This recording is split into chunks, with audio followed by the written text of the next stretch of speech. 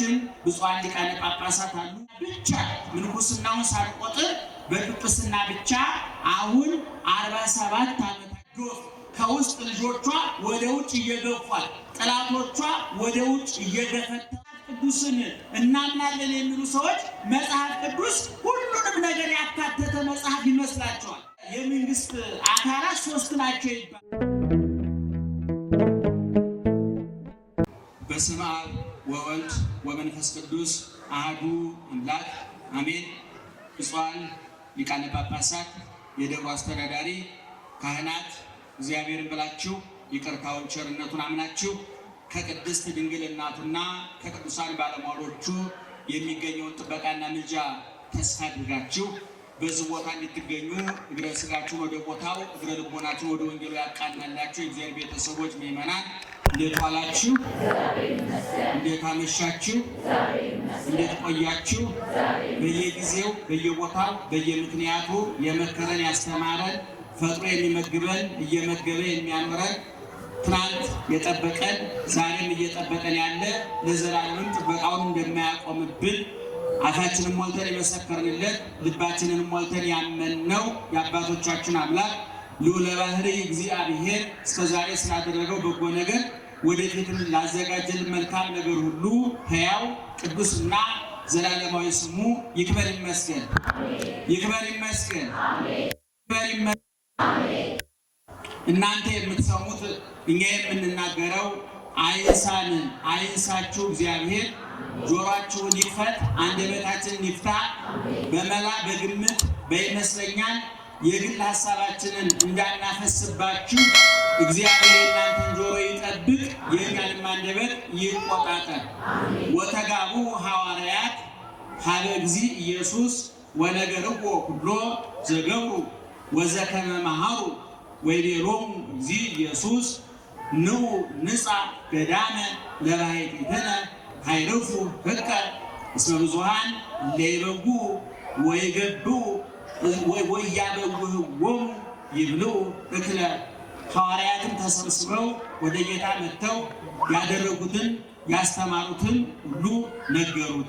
ጌታም እናንተ ብቻችሁን ታርፉ ዘንድ ወደ ምድረ በዳ ኑ ጥቂት ረፉ አላቸው።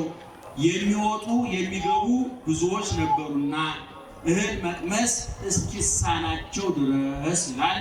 የማርቆስ ወንጌል ምዕራፍ 6 ቁጥር 30 እና 31 ላይ የተጻፈ ኃይለ ቃል ነው። እግዚአብሔር ቃሉን ሰምተን እንድንኖረው ኑረን እንድንጸድቅ የሰይጣንን ኃይል ይስበርልን። ስጋችንን ለነፍሳችን ነፍሳችንን ለፈጣሪያችን ያንበርክክልን። የተዋለልን ውለታ እንዳንረሳ አስተዋይ አእምሮ፣ አዳማይ ጆሮ፣ አመዛዛኝ ሕሊና፣ አገናዛቢ ልቡና ያድለን እግዚአብሔር። ከጀርባችን ብፁዓን ሊቃነ ጳጳሳት አሉ። ብፁዕ አቡነ ዘካርያስ ማለት ምናልባት ምዕመናን ብዙዎቻችሁ ላታውቋቸው ትችላላችሁ። በዕድሜ በእውቀት በሹመት አንጋፋ አባታችን ናቸው። ካልተሳሳትኩኝ ከነ ብፁዕ አቡነ ጎርጎርዮስ ጋራ በ71 ዓመተ ምህረት ነው አባታችን በ71 ዓመተ ምህረት ተሹመዋል። በጵጵስና ብቻ ምንኩስናውን ሳይቆጥር በጵጵስና ብቻ አሁን 47 ዓመታቸው ነው። በጵጵስና ብቻ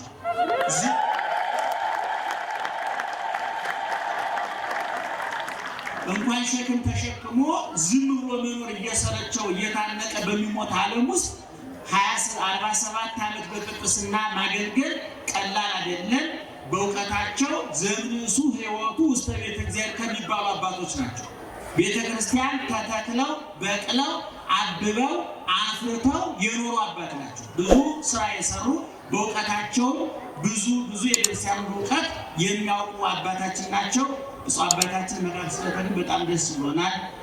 ቀጥሎ ያሉት ደግሞ ብፁዕ አቡነ እንጦንስ እሳቸውን በዕድሜ በሹመት ቅርብ ጊዜ ቢሆንም በጣም አስተዋይ አገናዛቢ፣ በተለይ እኔ አቡነ እንጦንስን የምወዳቸው ከወንዛ አካባቢ ነፃ ናቸው፣ ውሃ አልበላቸውም እና ይህ ትልቅ እድል ነው። ብፁዕ አባታችን በዚህ ወደወታል እና ደንቀወታለን። እድሜና ጤና ይስጥልን። የዛሬ ዓመት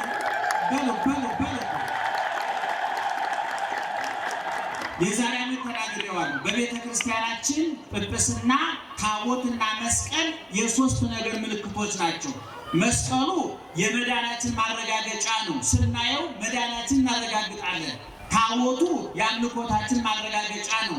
ታቦቱ ስናየው አምልኮታችን እናረጋግጣለን። ጵጵስናው ደግሞ ከክርስቶስ መንጭቶ በሐዋርያት በኩል ፈሶ በሊቃውንት እየተቀዳ የኖረው የሐረገ ክህነታችን መቀጠል ምልክት ስለሆነ በኦርቶዶክሳዊ ተዋሕዶ ቤተክርስቲያን ውሃ ልኳን ጠብቃ መሰረቷን ጠብቃ ከላይ ከታች ከፊት ከኋላ የሚዘንበውን የመከራ ዶፍ የፈተና ዶፍ ከውስጥ ልጆቿ ወደ ውጭ እየገፏል፣ ጠላቶቿ ወደ ውጭ እየገፈተሯል። ይህን ሁሉ ሳትቋቁማ የኖረችው ማዕከላዊ አሰራር ስላላት ነው። ታቦቱ ማዕከል ነው፣ መስቀሉ ማዕከል ነው፣ ጵጵስናው ማዕከል ነው። እነዚህ ጵጵስናው፣ ታቦቱና መስቀሉ የኦርቶዶክሳዊ ተዋሕዶ ቤተክርስቲያን የመጽናቷ መሰረት ስለሆነ ብፁዓን ሊቃነ ጳጳሳትን አስቀምጠን ስንናገር ሁለት ደስታ ይሰማናል። በአንድ በኩል አባት አልባ አለመሆናችን እናረጋግጣለን። ሁለተኛ ትዝ ያለን እንዳንቀባጥር ማዕቀብ ይጣልብን። ትዝ ያለንን አናወራን፣ ሀይባ ያለን፣ ተቆጣጣሪ ልጓም አለን፣ ቆንጣጭ ያለን ማለት ነው። ብፁዓን አባቶቻችን እድሜና ጤና ይስጥልን፣ ያኑርልን። እናንተንም ያኑራችሁ፣ ምእመናን እኔንም ያኑርን። ቅድም ከሉቃስ ወንጌል ቆንጥሬ ያመጣሁላችሁ ጥቅስ ኢየሱስ ክርስቶስ ሐዋርያት ተናግረውት ኢየሱስ ክርስቶስ ተናግሮት ወንጌላዊ ማርቆስ የመዘገበው ቃል ሁልጊዜ እንደምንነግራችሁ ኢየሱስ ክርስቶስ በምድር ላይ የቆየው 33 ዓመት ከ3 ወር ነው። 30 ዓመት በዮሴፍ ቤት ከእመቤታችን ጋር ያሳለፈው ጊዜ ነው። በዮርዳኖስ ከተጠመቀና በይፋ በቆሮንቶስ ምድረ በዳ ጾሞ ከጨረሰ ከወጣ በኋላ ደግሞ በይፋ ስራ ሰርቷል። ይሄ የሰራውን ስራ፣ ያስተማረውን ትምህርት፣ ያደረጋቸውን ድንቅ ተአምራት፣ የሰራውን በጎ ስራ አራቱ ወንጌላውያን ማርቆስ፣ ሉቃስና ዮሐንስ በጥቅሉ በአራቱ ወንጌሎች በ89 ምዕራፍ ጠቅለል አድርገው ከተአምራቱም ከትምህርቱም ከበጎ ስራው ቆንጥረው ወንጌላዊ ዮሐንስ እንደነገረ ኢየሱስ ክርስቶስ ያስተማረውን ትምህርት፣ ያደረጋቸውን ድንቅ ተአምራት፣ የሰራውን በጎ ስራ አንድ ሁለት ብለን ሰፍረን ቆጥረን ለክተን ብንጽፈው ኑሮ እንያልመሮ ዓለም ጥቀ ለመጻሕፍቱ ሰማይ ምድሩ ወረቀት፣ ባህሩ ቀለሙ ቀለም፣ እጽዋት ብዕር እስክሪብቶ፣ ደቂቀ አዳም መላይ ጸሐፍት ቢሆኑ እንኳን አያልቅም ነበር። ነገር ግን ከመትርከቡ ሕይወተ ዘላለም እናንተ አምናችሁ ትድኑ ዘንድ የበዛውን አሳንሰን የረዘመውን አሳጥረን የበዛውን ከፍለን ለእናንተ መጥነን በጆሯችሁ ልክ በሕይወታችሁ ልክ ጽፈንላችኋል አለ ወንጌላዊ ዮሐንስ። ኢየሱስ ክርስቶስ በደብረ ዘይት ነገረ ምጽአቱን፣ በደብረ ታቦር ነገረ መንግስቱን፣ በጌቴሴማኒ ምስጢረ ጸሎትን፣ በእነ አልዓዛር በእነ ኢያኢሮስ ቤት ደግሞ ምስጢረ ተአምራቱን ሲያደርግ በዓይኑ የሰማ በጆሮ የሰማ በዓይኑ ያየ አጠገቡ የነበረ ኢየሱስ ክርስቶስ ረግዛ ያፈቅሮ ኢየሱስ ይወደው የነበረ ተብሎ የተመዘገበለት ወንጌላዊ ዮሐንስ በዓይኑ ሰምቷል፣ በጆሮ ሰምቷል፣ በዓይኑ አይቷል፣ ሁሉንም አይቷልና ይሄን ሁሉን ጻፈው ብንል አይቻልም ብሎ ነበርና እንግዲህ አራት ወንጌላውያን ማለት ሁሉም ነገር ተጠቅሎ ተጽፏል ማለት አለ።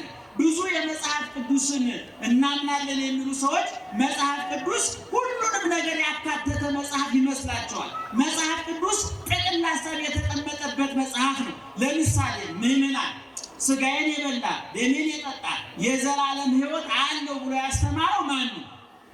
ጮክ ብላችሁ በአንድ ድምፅ ንገሩ። ኢየሱስ ጮክ ብላችሁ ጥሩ ስሙን። ደግማችሁ ጥሩ። አሁን ድገሙት። ሥጋዬን የበላ ደሜን የጠጣ የዘላለም ሕይወት አለው ያለው ኢየሱስ ክርስቶስ አይደለም? በዮሐንስ ወንጌል ምዕራፍ 6 ላይ ማለት ነው። ኢየሱስ ክርስቶስ ይሄንን ቃል ሲናገር የት እንደምንበላው ማን እንደሚያበላ በስንት ዓመታችን እንደምንበላ ከመብላታችን በፊት ስንበላ ከበላን በኋላ ምን ማድረግ እንዳለብን ዝርዝር ጉዳይ መጽሐፍ ቅዱስ ተጽፏል? አልተጻፈም። ያመነ የተጠመቀ ይድናል ብሎ ኢየሱስ ክርስቶስ ነው። ዝርዝር ጉዳይ አልነገረንም። እሱ በዮርዳኖስ በዮሐንስ እጅ ተጠመቀ። ያመነ የተጠመቀ ይድናል ብሏል። ለኒቆዲሞስም ሲነግረው ዘይተወልደ እማይ ከውሃና ከመንፈስ ያልተወለደ ወደ እግዚአብሔር መንግሥት አይገባም ብሎ መጠመቅ ለመዳን ግዴታ መሆኑን ነግሮናል ኢየሱስ ክርስቶስ። ነገር ግን እሱ ዮርዳኖስ ተጠመቀ፣ በዮሐንስ እጅ ተጠመቀ። ዓለም በሙሉ ዮርዳኖስ ሂዶ በዮሐንስ እጅ ይጠመቅ ማለቱ ነው ብለው ጠይቃሉ ሊቃውንቱ። በቤተ ክርስቲያናችን ደግሞ ምናልባት ባለሙ ቋንቋ ሰምታችሁት ከሆነ የመንግስት አካላት 3 ናቸው ይባላል። ሕግ አውጪ፣ ሕግ ተርጓሚና ሕግ አስፈጻሚ ይባላል። በነገራችን ላይ ከኛ የተወሰደ ነው። እኛ ተወሰደ ብለን አንጽፍም እንጂ የኛ ከኛ የተኮረጀ ነው። ሕግ አውጪ፣ ሕግ ተርጓሚ፣ ሕግ አስፈጻሚ ይባላል። በቤተ ክርስቲያናችን ሕግ አውጪ እግዚአብሔር ነው።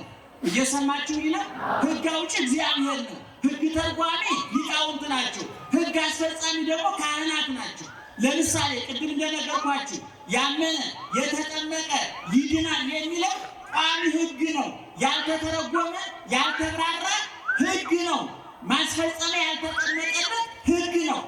አሁን ይሄንን ሊቃውንቱ በ325 ዓመተ ምህረት ተነስቶ የነበሩት 318ቱ ሊቃውንት ኋላ ስጋቸውን ለነፍሳቸው ያንበረከኩ፣ ነፍሳቸውን ለፈጣሪያቸው ያስማረኩ፣ ራሳቸውን በክርስቶስ መስቀል ስር የጣሉ፣ ዓይናቸውን፣ ልባቸውን፣ እጃቸውን ከራስ ፀጉራቸው እስከ እግር ጥፍራቸው ድረስ እግዚአብሔር እንዲገለገልበት አካላቸውን አሳልፈው የሰጡ፣ የባከነ ጊዜ፣ የባከነ አካል፣ የባከነ ገንዘብ የሌላቸው ቅዱሳን ሊቃውንቱ ደግሞ ያመነ የተጠመቀ ይድናል ብሏል ጌታ ብለው ሕጉን ወሰዱና ተረጎሙት። ማን ያጥምቀን? ካህኑ።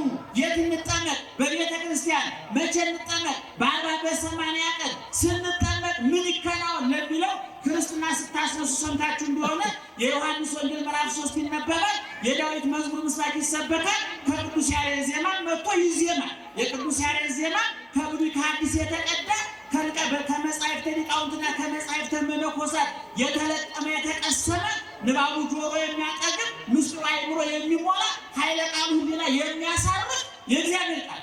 ስለዚህ ሊቃውንት የት እንጠመቅ? በቤተ ክርስቲያን። ማን ያጥምቀን? ካህኑ። መቼ እንጠመቅ? በ40 በ80 ቀን። ከተጠመቅን በኋላ ምን እናድርግ? ሜሮን እንቀባ። ሜሮን ከተቀባን በኋላ ምን እናድርግ? እንቁረብ ብለው የኢየሱስ ክርስቶስ ያወጣውን ሕግ ተረጎሙልን። ይክበር ይመስገን እግዚአብሔር። እየሰማችሁ ነው? ስንት አካላት አሉ ብያለሁ? አልሰማችሁም? ስንት ናቸው? ምን? ሕግ አውጪ፣ ሕግ ተርጓሚ፣ አስተርጓሚ አለ ማለት ነው። እሱ የቋንቋ ሕግ ሶስተኛው አስፈጻሚ። አሁን ያመነ የተጠመቀ ይድናል ብሎ ሕጉን ያወጣው ማን ነው? ንገሩኝ። ይሄ ሕግ ተብራርቷል? ንገሩኝ። ተብራርቷል? አልተብራራም? አልተብራራም። እንደነገርኳችሁ ያመነ የተጠመቀ ይድናል አለ። የት እንጠመቅ? እሱ የተጠመቀ የት ነው? በማን እጅ ተጠመቀ?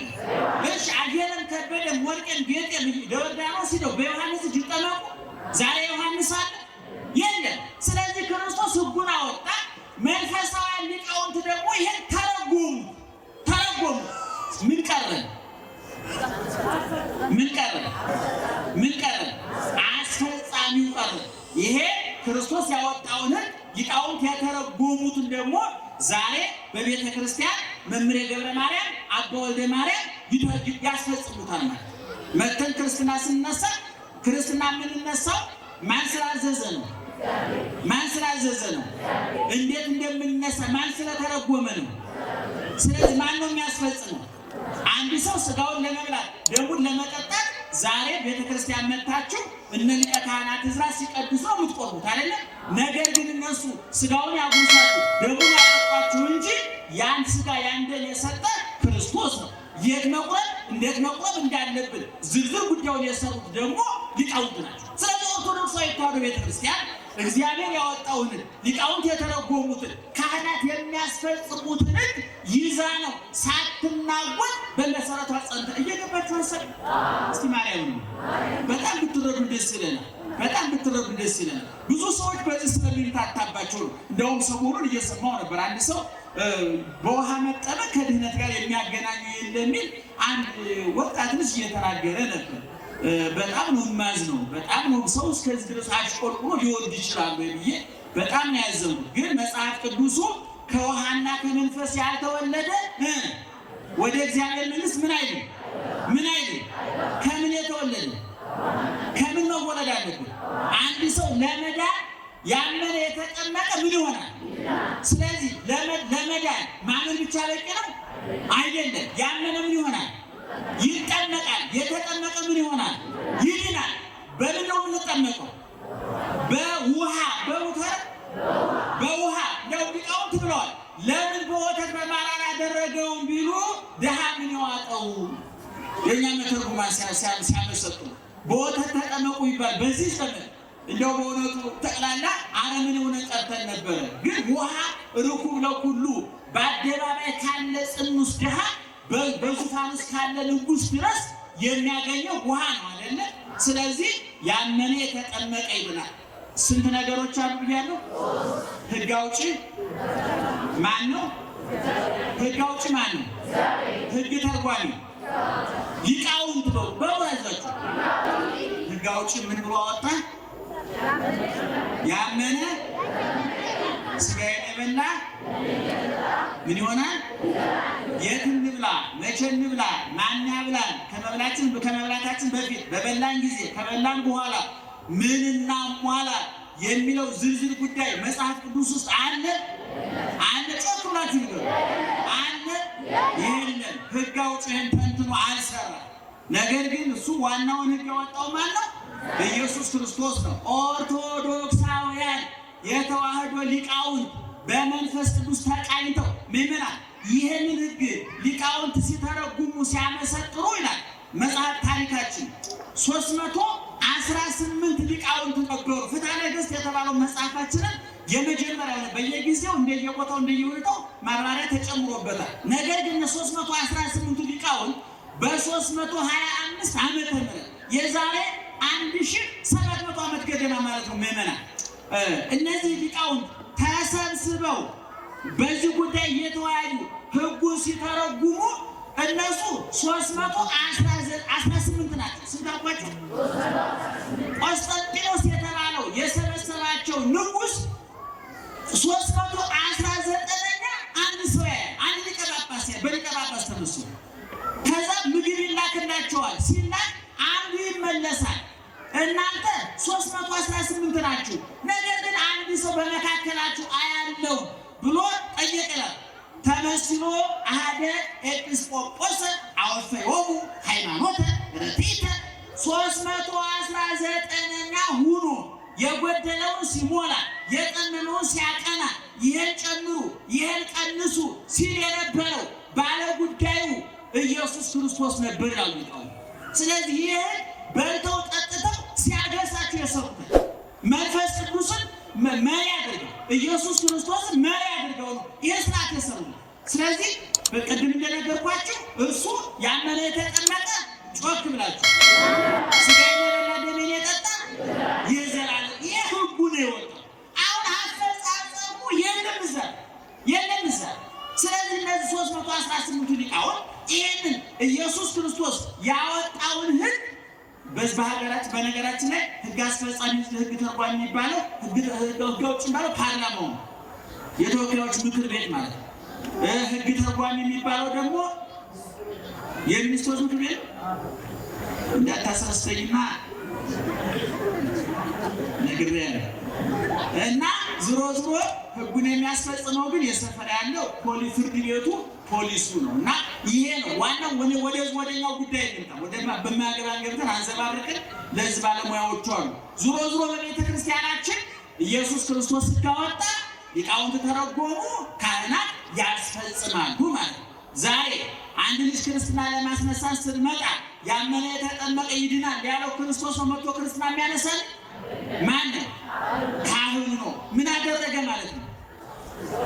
አሁን ባለው ምሳሌ ተረጎመ፣ አወጣ፣ አስፈጸመ። አስኬን በደንብ ተረጎመ። ይሄን የምናስረዳችሁ መጽሐፍ ቅዱስ ውስጥ አትጨምር አትቀንስ ይላል። እናንተ ይጨምራሉ የሚሉ የዋሆች አሉ። ያነሱን መልስ ለመስጠት አይደለም፣ ለእናንተ የተረጋገጠ መሰረት ላይ እንደቆማችሁ ዋስትና ምስክርን ለመስጠት። ስለዚህ ኢየሱስ ክርስቶስ ያስተማረው ትምህርት ቅድም እንደነገርኳችሁ በአራቱ ወንጌላውያን ተጽፏል። የሰራው ተአምራት በዛው ያደረገው በጎ ነገር በዛው እና ኢየሱስ ክርስቶስ ካደረገው ነገር አንዱ በቆሮንቶስ ምድረ በዳ 40 ቀን 40 ሌሊት ጾሞ ከወጣ በኋላ የመጀመሪያ ስራ ያደረገው ሐዋርያትን መምረጥ ነው፣ ምትክ መምረጥ ነው።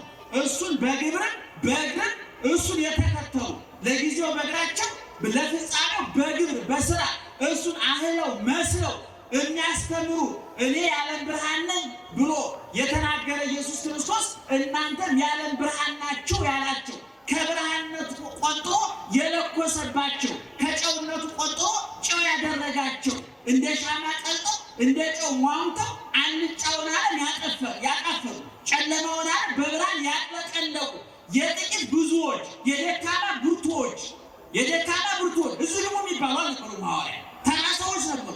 ነገር ግን እነዚህ ተራ ሰዎች መርጦ ከአሳጥማጅነት ሐዋርያትን የመረጣቸው ከአምስት ወገደር ሊቃውንተ ቤተ ክርስቲያን ከመስተገብራን ከገበሬዎች፣ ከአናጺያን ከግንበኞች፣ ከአናሚያን ከሸማኔዎች፣ ከመጸብሃን ግብር ቀረጥ ከሚሰበስቡት፣ ከመሰግራን ከአሳጥማጆች፣ ከዚህ አሳ ከማጥመድ እርሻ ከማረስ ሸማኔ ልብስ ከመስራት ግብር ከማስገበር መሬት ከማረስ ከተራ ቦታ አውጥቶ የዓለም ብርሃን የዓለም ተስፋ አድርጎ ሾሟል። ስለዚህ ሐዋርያትን 3 ዓመት ከ3 ወር አስተምሯቸዋል። ስንት ወር? ማንን? ሐዋርያትን። እንግዲህ ልባት እንደው አንዳንድ ጊዜ ይገርመኛል። እኔ አስተማሪው ማን ነው? ተማሪዎቹ እነማን ናቸው? ትምህርቱ ስንት ዓመት ፈጀ? 3 ዓመት። እንግዲህ ሐዋርያት እየተማሩ ክርስቶስ እያስተማረ 3 ዓመት የፈጀ ትምህርት እኮ እሸቱ እያስተማረ ከበደ እየተማረ 30 ዓመት ያልቅ አቋጥም የምንወጣው እኛ ጨርሰናል በመሰረቱ ለነገር እና ቤተክርስቲያኒቱን መሰረቷን እንዲጸና ያደረጉ እነዚህ ሐዋርያት እና ሐዋርያትን ሲያስተምራቸው በቃል በተግባርም ነው። ሰምታችሁኛል? በቃል በተግባርም ነው ያስተማራቸው። እኔ ከሰማይ የወረደ የሕይወት እንጀራ ነኝ ብሎ ዋናውን ምስጢር ይነግራቸውና በደንብ እንዲረዳቸው ደግሞ በ2 ዓሣ በ5 እንጀራ አበርክቶ መግቦ ያሳያቸዋል። እኔ ትንሣኤና ሕይወት ነኝ ብሎ በቃል ይናገርና ሕይወትነቱን ድውያንን በመፈወስ ትንሣኤነቱን አልዓዛርን በማስነሳት እስመ ስምዐ ቃላቲሁ ምግባሩ ውእቱ የቃሉ ማስረጃ ስራው እንዳለው ሊቁ ንግግሩን በተግባር ያስረዳል። እየሰማችሁ ነው? እኔ የዓለም ብርሃን ነኝ ብሎ ዘላለማዊነቱን ይናገርና እዛው አይን አብርቶ ያሳያል የኛ ጌታ። እኔ መንገድ ነኝ ብሎ በመንገድ ላይ መሄድ የተሳናቸውን እግር የሌላቸው እግር ሰጥቶ በመንገድ እንዲሄዱ ያደርጋል። እኔ ወይን ግንድ ነኝ ብሎ ወይን ሆኖ ውሃውን ወይን አድርጎ ያሳያል። ቀራንዮ ላይ ደግሞ ደሙን ወይን አድርጎ ይሰጣል። ኢየሱስ ክርስቶስ የቃልን የተግባርን ትምህርት መምህር ነው። ለዚህ ነው በማቴዎስ 11 ቁጥር 27 ላይ ተማሃሩ እምኔ እስመ አነ የዋህ ወትሑት ልቤ ወትረክቡ ዕረፍተ በኀቤ፣ እኔ የዋህ ኀዳጌ በቀል ነኝና ከእኔ ተማሩ አለ ጌታ። ንግግሩ ትምህርት ነው፣ ሁለመናው ትምህርት ነው። ተግባሩም ትምህርት ነው፣ ንግግሩም ትምህርት ነው እና ሐዋርያትን የሚያስተምራቸው የቃልን የተግባርን ትምህርት ነበርና ቅድም በጠቀስኩላችሁ ለናመሻችሁ እየሰማችሁ ነው። በማርቆስ 6 ላይ የተጻፈው ሐዋርያትን እያስተማራቸው በትምህርቱ መካከል ዛሬ በትምህርት ቤት የምትማሩ ልጆች በሕክምናውም በሁሉ 3 ዓመት 4 ዓመት ከተማራችሁ በኋላ ለስራ ለልምምድ ትወጣላችሁ አይደል? ምን የሚባል አሁን ያልከው ማለት ነው እና ሄደው 2 ወር 3 ወር አንድ መስሪያ ቤት ልምድ ወስዶ ይመጣል። ልክ ሐዋርያትንም ጌታ አስተማራቸውና ሁለት እያደረገ ላካቸው። ገና በሕይወት እያለ ትክክለኛው እውነተኛው ከተመረቁ በኋላ ወደ ዓለም የሚያሰማራው ከትንሣኤው በኋላ ነው። መንፈስ ቅዱስ ከወረደላቸው በኋላ ነው። አሁን ግን ወፈነወሙ በበክሌቱ ሁለት እያደረገ ላካቸው። ሐዋርያት በሄዱበት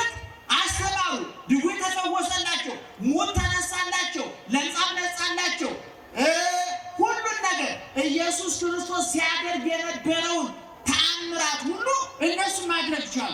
በኋላ ተሰብስቦ ወደ ጌታ ነው። በነገራችን ላይ ምዕመናን በመጽሐፍ ቅዱስ የተጻፈው ተአምራት እንደዛሬው ግልጥ ተአምራት አይደለም። እስኪ ዛሬ ኢየሱስ ክርስቶስ ያደረገውን ተአምር ልንገራችሁ። በመጀመሪያ ደረጃ እኔ እምነካቸውን አካላት የተፈወሱትን ተነግሩኛላችሁ። ምንድን ነው ይሄ? ስለዚህ ሰው ጆሮውን ሲያመው ደነቆረ ይባላል አይደል? ጌታ ጆሮ ከፍቷል፣ አይነ ስውር አብርቷል፣ አፍምሮን በውስጥ ያለችው ምንድን ናት? እቺ ሚሳኤሏ ኒኩሌሯ እሳት ለኩሳ እሷ ውስጥ ገብታ ሰው የምታስደበድብ ዓለም ላይ ያለው ሁሉ ጦርነት የሚጀምረው በምንድን ነው? በምላስ። በጣም ደስ የሚለው ግን እሷ ጦርነቱን ለኩሳ ምሽግ ውስጥ ናት። የሚደቀው እጅ ነው፣ የሚደቀው እግር ነው። መላከ ብርሃን አድማሱ ጀንበር የተባሉ ሊቅ እንዲህ አሉ። ዘሰረቀ ወርቀ ይሁዳ እንዘሃለው ባው የሰረቀ ይሁዳ እያለ ንጹሕ ክርስቶስ ተደበደበ አሉና ድሮም ልማድ ነው ዘባነ ሰረቅ ይትከሰብ ማእከላው እንዘሃሎ ዘሰረቀ እድ ሌባ ሲያዝ ጀርባው ይገረፋል። በጥንት ጊዜ ሰው የሚሰርቀው በእጁ ነው በጀርባው በምኑ ነው የሚገረፈው? ምኑ ነው? ልክ ሰው በእጁ ሰርቆ ጀርባው እንደሚገረፈው ሌባ ይሁዳ እያለ ንጹሕ ክርስቶስ ተገረፈ ነው የሊቁ ሐሳብ። እና ምላስ ጦርነቱን አስጀምራ ትሄዳለች። ቅድም እንዳልኳችሁ አቤት ዋሻው። ስለዚህ ምላስ አንድ ሰው ምላሱ ሳይሰራ ስል ምን ሆነ ይባላል? ዲዳ ፈውሷል። ስንት አለ?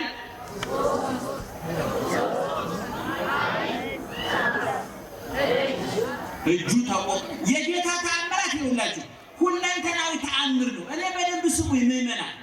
የተቆረጠ እጅ ይቀጥላል። ለምሳሌ አንድ ሰው ትግራይ ሄዶ ወይ ጎንደር ወይ ወለጋ ሄዶ በጦርነት እጁ ተቆርጦ እግሩ ተቆርጦ ቢመጣ እጁ እግሩ ሰው ወለጋ ወይም ደግሞ ትግራይ ቀርቷል። እዚህ ቢመጣ ክርስቶስ ተነስ ተፈውሰሃል ቢለው ይሄ ሰውዬ እጁ ይቀጠላል፣ እግሩ ይቀጠላል፣ የሌለ ጀረለ እግር ይቀጠላል። ተአምር ይባላል። ሁለተኛ እግር፣ ሶስተኛ ለምጽ ታውቃላችሁ። በለምጽ የተጎረጎረው ይፈውሳል ኢየሱስ ክርስቶስ። ሶስተኛ የምልክ ነገር ነው። የጎበጠ ቀና ብሎ መሄድ የተሳነው ፈውሷል ኢየሱስ ክርስቶስ። ሁለተኛ ዘጥሞ ሆዱ የተነፋው ሆዱ ተነፍቶ በሽታ ላይ የወደቀው። ሶስተኛ ሌላ እንተ ደቢው ሕፃን ደም ወር ሙሉ እናቶች ወርሃዊ ግዳጃችሁ ሲመጣ የወር አበባ በወር በጣም ከበዛ ስንት ጊዜ ነው የሚፈሰው? 7 ጊዜ። ወደ 8 ከተሸጋገረ ሕክምና ያስፈልገው ይላሉ አባቶቻችን አይደል? ይቺ ሴት ግን ወሩን ሙሉ አመቱን ሙሉ ሲፈሳት የነበረ ሴት በሰው ጋር መቀላቀል የፈራች ገበያ ደፍራ የማትሄድ ቡና ብትጠራ የማትሄድ ሰርግ ብትጠራ የማትሄድ ለቅሶ ለመድረስ የማትሄድ ሴት ነበረች። ይቺን ሴት ልብሱን ስትነካ ደሟ ምን ሆነ? ደረቀ። ወዲያው አልዓዛርን የፈረሰ የበሰበሰ የ4 ቀን ሬሳ አልዓዛርን አስነስቷል። መጻጉዕን አልጋህን ተሸክመህ ብሎ ፈውሶታል። አይኑ ልሙጥ የነበረው ግንባሩ ላይ ፈውሶታል። ስለዚህ ኢየሱስ ክርስቶስ እነዚህ ሁሉ ተአምራት አደረገና ሌላው የመጨረሻው በእኛ ዘመን የሚጭበረበርበት ደግሞ ሰይጣን ማውጣት። ሰምታችሁኛል? ብዙ ጊዜ ቴሌቪዥን ላይ የፕሮቴስታንቶቹን እንትን ታያላችሁ አይደል? የእኛንም አንዳንድ ቦታ የሚፈጸሙ ታያላችሁ። ከነዛው ከተነተንኳቸው ተአምራት የትኛው ላይ ነው የምናተኩረው? ሰይጣን ማውጣት ላይ። ለምን እንደሚጠቅም ታውቃላችሁ? ሰይጣን መውጣት መግባቱ በአይን የሚታይ ጉዳይ ነው። አውጩ ብቻ ነው የሚሄደው። ስለዚህ ለማጭበርበር የተጋለጠ እጅ ቀጥል ከተባለ ከየት ይመጣል? እግር ቀጥል ከተባለ ከየት ይመጣል? እኔ እንደው ማርያምን ነው ማለት እንደው እጅ እግሩ ተቆርጦ መጥቶ የሚቀጥል ሰው ከመጣ ከመጣ ያልነቃለን። እጅ የሚቀጥል ሃይማኖት ሰው የሚያጠቅ ሃይማኖት ነው ያለው። እሱ እንዲህ አይነት ድርድር ውስጥ አልገባም። ግን የሚያደርግ ሰው ይኖራል አይኖርም? የለም። አፌን ሞልቼ እናገራለሁ። እኛም ጋር ብዙ የሚያጠቁ አባቶች ወንድሞች አሉ። እግዚአብሔር ይመስገን። ህዝቡን እየሰሩ ስለጊዜው ቢሆን ያረጋጉልናል። እግዚአብሔር ይስጥልን። በፕሮቴስታንቶቹ ጋር ትሰማላችሁ። ውጣ ግባ እንደዚህ 5 ሚሊዮንን አንድ ቀን ስሰማው 5 ሚሊዮን ፓስተሩን ጨምሮ ማለት ነው የደረሰን ዙሮ ጌታ ያደረገው ተአምር ሁለንተናዊ ተአምር ነው። ምንና ዛሬ የተተኮረበት ዓለም ላይ ግን ሰይጣን ማውጣት ነው። ይሄ ማረጋገጫ ስለማይጠየቅበት ስለማይታይ የህሊና ጉዳይ ስለሆነ ምንም የሚያጨቃጭቅ ጉዳይ የለውም። ግን ዙሮ ጌታ ይሄንን ተአምር እንዲያደርጉ ስልጣን ሰጣቸውና ሄደው ሐዋርያት ቅድም እንዳላችሁት ለስራ ልምምድ ከትምህርት ቤት እንደምቱ ሄዱ። ቅድም እንደነገሩት ሲሄዱ ዓይን አበሩ፣ ጆሮ ከፈቱ፣ ምላስ ከፈቱ፣ እግር ቀጠሉ፣ ሰይጣን አወጡ፣ ለምጽ አነጹ፣ ሙት አስነሱ፣ ተአምር አደረጉ። በኋላ ስራቸውን ጨርሰው ወተጋቡ ሐዋርያት ሀበ እግዚእ ኢየሱስ ወደ ጌታ ተሰብስበው መጡ። ወነገሩ ወኩሎ ዘደው ወዘከመ መሃሩ ያስተማሩትን ትምህርት ያደረጉትን ተአምራት ነገሩት። እንደው በሉቃስ ወንጌል ላይ ምንድን ነው? አጋንንት ገረሩ ለነ፣ አረ ጌታ ሆይ ሰይጣን ተገዛልን፣ ተንበረከከ፣ እጅ ሰጠ። በኋላ ጌታ ንዑ ንጻ ገዳመ ለባሕቲትነ ኃይለፉ ህቀ፣ ጥቂት ታርፉ ዘንድ ኑ ወደ ምድረ በዳ ኑና ጥቂት ረፉ አላቸው። ከምን ስለመጡ? ከየት ነው የመጡት? ከስራ ነው የመጡት።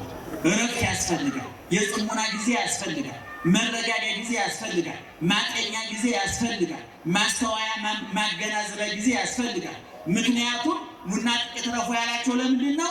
ኢየሱስ ክርስቶስ ብዙ ተአምራት ስለሚያደርግ የራበውም ይመጣል፣ የታመመውም ይመጣል፣ በኃጢአት ተስፋ የቆረጠው ይመጣል። ሁሉም የማይመጣ የለም። ከሊቅ እስከ ደቂቅ፣ ከሀብታም እስከ ድሃ። ሀብታሙ በሽታ ይዞት፣ ድሃው ረሃብ ይዞት፣ በሽታ ይዞት ይመጣል። ስለዚህ ሐዋርያት ወያበጉህ ወው ይብሉ እክለ፣ እህል መቅመሻ እንኳን ጊዜ አልነበራቸውምና ኑና ጥቂት ረፉ አላቸው። እግዚአብሔር ጥቂት ያሳርፋል። ምዕመናን ጥቂት ያሳርፋል። በትዳራችን፣ በንግዳችን፣ በፖለቲካችን፣ በኢኮኖሚያችን፣ በማህበራዊ ኑሯችን፣ በሁለንተናዊ እንቅስቃሴዎቻችን ሁሉ ለተፈጠሩ ችግሮች መፍትሄ ሰጥቶ ጥቂት ያሳርፈን እግዚአብሔር። እኔ ዛሬ የጉባኤያችን መቋጫ ነው። የነነዌ ሰዎች 3 ቀን ጾሞ ሲጨርሱ ሊወርድ የነበረውን እሳት አቁመውታል። የተቃጣውን መቅሰፍት አስመልሰውታል። ከንጉሱ እስከ ታች ድረስ እንስሳት ሳይቀሩ መጽሐፍ ቅዱሱን አንቡ፣ ትንቢተ ዮናስን ብታነቡት ይነግራቸዋል። ንጉሱ ይሄ መዓት እንደመጣ የሚገዛት ሀገር የሚያስተዳድረው ሕዝብ ሀገሪቱ ልጠፋ ሕዝቡ ሊያልቅ እንደሆነ ሲነገረው ወዲያው ከዙፋኑ ወረደ፣ ዘውዱን አወረደ፣ ማቅ ለበሰ፣ ትቢያ ነሰነሰ፣ እየየ ብሎ አለቀሰ። ማልቀስ ብቻ አይደለም፣ ለሕዝቡ እሳት ነዷል፣ መዓት መጥቷል፣ ሀገር ልጠፋ ነው፣ ሕዝብ ሊያልቅ ነው፣ በሉ አልቅሱ፣ ንስሐ ግቡ። ከዛሬ ጀምሮ ለ3 ቀን ከብቶች ከጥጆች ከላሞቹ ጋር እንስሳት ጡት እንዳይጠቡ ጥጆቹ እንስሳት ወደ ሳር እንዳይሰማሩ ሙሽራ ከጫጉላው ይውጣ። የተሞሸረ ካለ መሞሸሩን ያቁም። ከብቶች ከጋጣ ይውጡ። ጾም ከትንሽ እስከ ትልቅ ጾም አዝዣለሁ፣ አልቅሱ ወይደዋል። ያ ማት ቀረና ጥቂት አይደለም ከጥፋት ደም። ምዕመናን የነነዌ ሰዎች የገጠማቸው ፈተና እኛን ገጥሞናል አልገጠመንም? የነነዌ ሰዎች ግን እኛ አለብን የለብንም? አለብን። ስለዚህ ዛሬ የጉባኤያችን ማጠቃለያ ስለሆነ ስለዚህ ዛሬ የጉባኤያችን ማጠቃለያ ነው አይደለም? ጉባኤ ማለት ስብሰባ ነው። ይሄ መንፈሳዊ ስብሰባ ነው። በዚህ በዓለማዊ ስብሰባዎች ሲሳተፍ ጉባኤው ሲጠቃለል የአቋም መግለጫ ይወጣል። እንግዲህ አቋም መግለጫው ሊፈጸምም ላይፈጸምም ይችላል። እንዴት እናደርጋለን?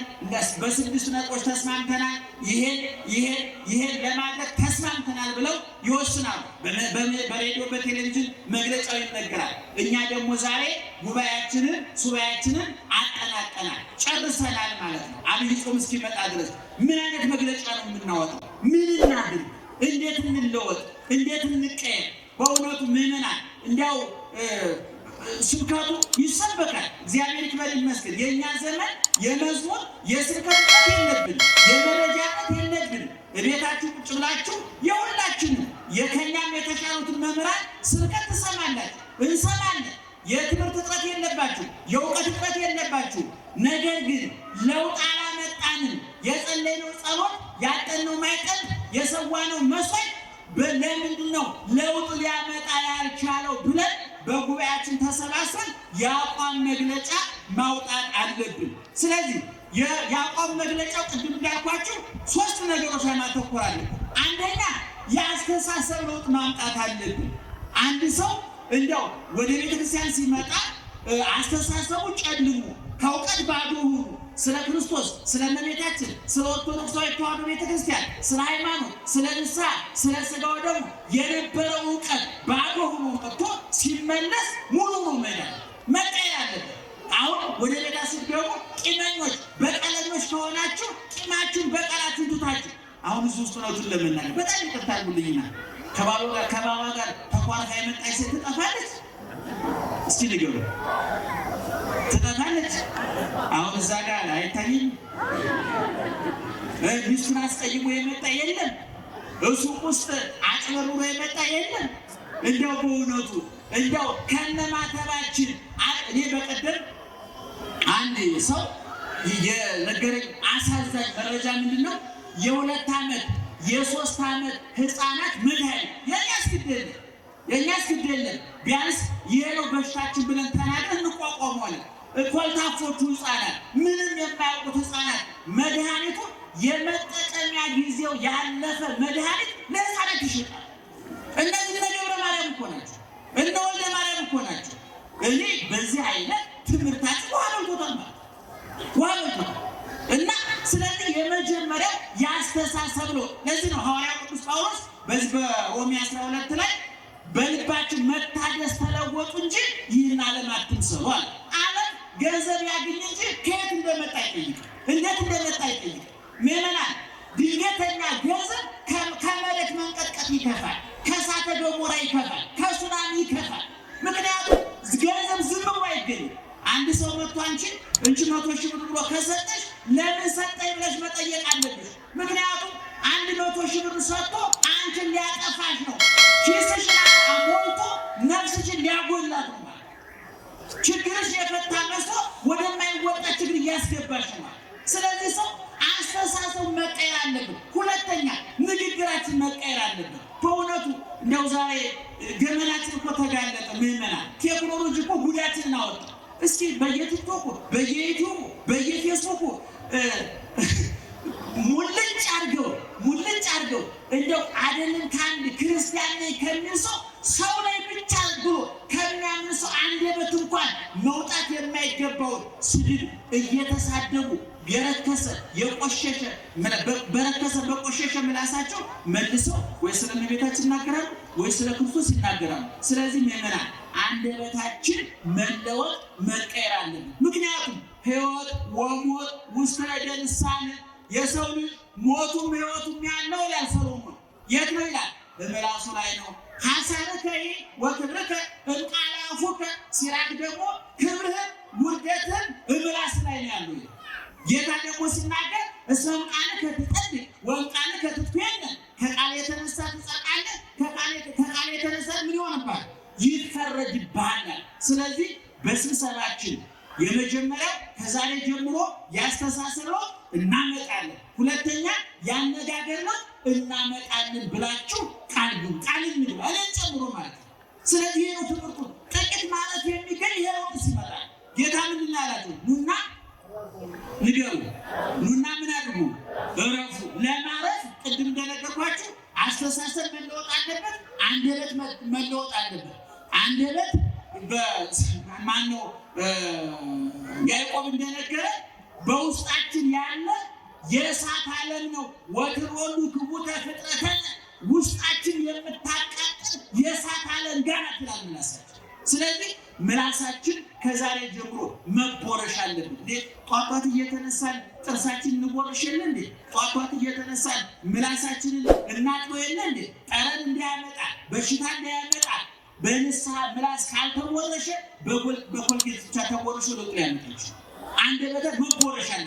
ለሚስት ጦር የሆነ ምላስ ያለ፣ ለባልሽ ጦር የሆነ ምላስ ያለ፣ ለጎረቤት ጦር የሆነ ምላስ ያለ በንስሐ ካልተቦረሸ፣ በንስሐ የተቦረሸው በስጋው ደግሞ ካልተፈወሰ ጥቂት ማለት ሊገኝ አይችልም። እየሰማችሁ?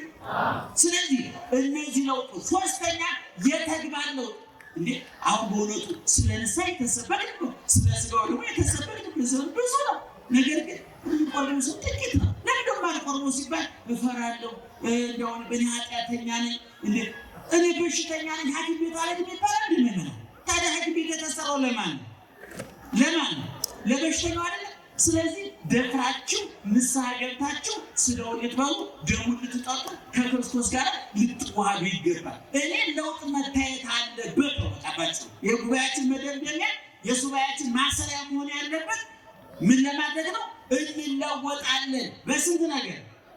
በስንት ነገር አንደኛ በአስተሳሰብ፣ ሁለተኛ በአነጋገር፣ ሶስተኛ በአሰራር። እነዚህ በነገራችን ላይ የኛ ሀገር ትምህርት መንፈሳዊ ብቻ ይመስላችሁ። ዓለማዊ ትምህርት ራሱ የሶስት ብሎክ ማምጣታቸው ፊዚክስ ይማራል። እንኳን መርከብና አውሮፕላን ሊያመርት አውሮፕላን ለመሳፈር ሆስቶሶቹን አስጨንቆ ነው። ኬሚስትሪ ይማራል። እንኳን መድኃኒት ሊቀርብ ግን እንዴት ጎረቤት ጠይቆ ነው። ትምህርት ለውጥ አላመጣም እያልኳችሁ ልክ እንደ መንፈሳዊ ትምህርት ማለት። ምክንያቱም የተማራችሁበት ደብተር ወይ እሳት ማቀጣጠያ ሆኖ ወይ ስኳር ሻይ ቅጠል መቀጠቂያ ሆኖ እውቀታችሁ ጭንቅላታችሁ ውስጥ የለም። ግድግዳ ላይ ዲግሪ ተሰቅሎ አንድ ሰው ዲግሪውን ግድግዳ ላይ ሰቅሎ ይገርማል። የዛሬ 10 ዓመት ተመርቄ ካለ ጭንቅላቱ ባዶ ግድግዳው ነው ሊቁ ማለት። አሁን አታውቁም? ግድግዳ ላይ ዲግሪ ያላችሁ ዲግሪ አለ የለም? እውቀታችሁ አለ ግን የለም። እውቀት ይጠፋል። እንዴት እንዳይቆም አሁን ይሄ ግድግዳ ቀለም ተቀብቷል አይደል? ከተወሰነ ጊዜ በኋላ ካልተቀባ እውነተኛው ድንጋይ ይሆናል። እውቀት በየጊዜው ካልከለሰው ይጠፋል ነው የምላችሁ። በየጊዜው ምግብ የእግዚአብሔር ሲሳየነ ዘለለዕለትነ የዕለት እንጀራችንን ስጠን የሚለው ቆጥቆ ሊቃውንት ሲተረጉሙ ምን አሉ? የዕለት እንጀራ መጀመሪያ ዳቦ የእህሉ ነው፣ ሁለተኛ ቃለ እግዚአብሔር ነው፣ ሶስተኛ ሥጋ ወደሙ ነው። ስለዚህ ሰው በየጊዜው መብላት እንዳለበት ብሎ በየጊዜው መማር አለበት ማለት። ስለዚህ ምዕመናን ዛሬ ጉባኤያችን እየተጠቃለለ ነው አይደለ? በኋላ ብፁዓን ሊቃነ ጳጳሳት በቡራኬ ያስሉና ያጠቃልሉናል። ነገር ግን የአቋም መግለጫ ስናወጣ ይሄንን አብረን እንበል። እስካለ የአቋም መግለጫ አብረን እንበል። አንደኛ በአስተሳሰብ እንለወጣለን በሉት። እንደማትለወጡ ታውቁታላችሁ። እንደማው ብየው ጃውኩ ቢያንስ ፎክራ ይቀርብየ ነው ታውቁታላችሁ። በሉ በአስተሳሰብ እንለወጣለን፣ በአነጋገር እንለወጣለን፣ በተግባር እንለወጣለን። ይሄን ሁሉ ለማድረግ ማን ይርዳል? እግዚአብሔር ይርዳል። ትምህርቱ ተጠናቋል። የቅድሟን ሀሳብ በሁለት ደቂቃ ልከልስላችሁ። ምንድን ናቸው? እስኪ አንድ ሰው ይገረኝ። አንተ ማን እስኪ ንገረኝ። አንተ ጠይቁ ወይ ቀይ ወይ ጥቁር ከዛ ታልፈሽ። እሺ ንገረኝ። ማነው ስሙ? አቤት ገራም ሰሎቶ ነው። እሺ ንገረኝ። ማነው ሕግ አውጪ? ጮክ በል ንገረኝ። ሕግ አውጪ እግዚአብሔር ምን ብሎ አወጣ? ኧረ ቆይ ተጅ ታረጋጁ። እሺ ሕግ አውጪ ማነው? አብይ የጠየቁት ሕግ አውጪ ማነው? እግዚአብሔር። ምን አደረገ? ያመነ የተጠመቀ ይድናል አለ። እሺ የት እንደምንጠመቅ ነግሮናል። ማን እንደሚያጠምቀን ነግሮናል። በስንት ዓመታችን እንደምንጠመቅ ነግሮናል። ከተጠመቅን በኋላ ምን ማድረግ እንዳለብን ነግሮናል። አልነገረንም። እሺ ሕግ ተርጓሚ ሌላ ሰው ንገረኝ። አንተ ነው ንገረኝ። ቅድም የተናገረው ማነው? እሱ አጠገብ ያለው ማነው? ማን? ዘካርያስ። ሰንበት ተማሪዎች ናቸው። ሰንበት ተማሪ እኮ 1/4ኛ ካህን ማለት ነው። 3/4ኛ ምዕመን 1/4ኛ ካህን ይባላል። እሺ ንገረኝ። ሁለተኛው ሕግ ተርጓሚ ማን ነው? ሊቃውንት። በጣም ጥሩ። ሕግ አስፈጻሚ አቤት በጣም ይህን በደንብ ያዙ። ይህን መያዝ ለምን እንደሚጠቅም ወደፊት ታገኙትን ነገር ካህናት ላይ ይነግሯቸዋል። መጽሐፍ ቅዱስ የዝርዝር ጉዳዮች መጽሐፍ አይደለም። ዝርዝር ጉዳዮች አልተጻፉበትም። ድንግል ማርያም ክርስቶስ እንደወለደችው ተናግሯል። ሰው ናት። አባቷ ማን ነው? እናቷ ማን ናት? ክርስቶስ እኮ ጥር 11 እንደተጠመቀ ጥር 12 ውሃው ምን እንዳደረገ መጋቢት 27 እንደተሰቀለ መጋቢት 29 እንደተነሳ ግንቦት 18 እንዳረገ መጽሐፍ ቅዱስ ወሩን ቀኑን አይናገርም። ምክንያቱም መጽሐፍ ቅዱስ የዝርዝር ጉዳዮች መጽሐፍ አይደለም። ሕገ መንግስቱ ዝርዝር ጉዳዮችን አያስቀምጥም። ለዝርዝሩ ለየመስሪያ ቤቱ ማስፈጸሚያ ሕጎች፣ ደንቦች ይወጣሉ።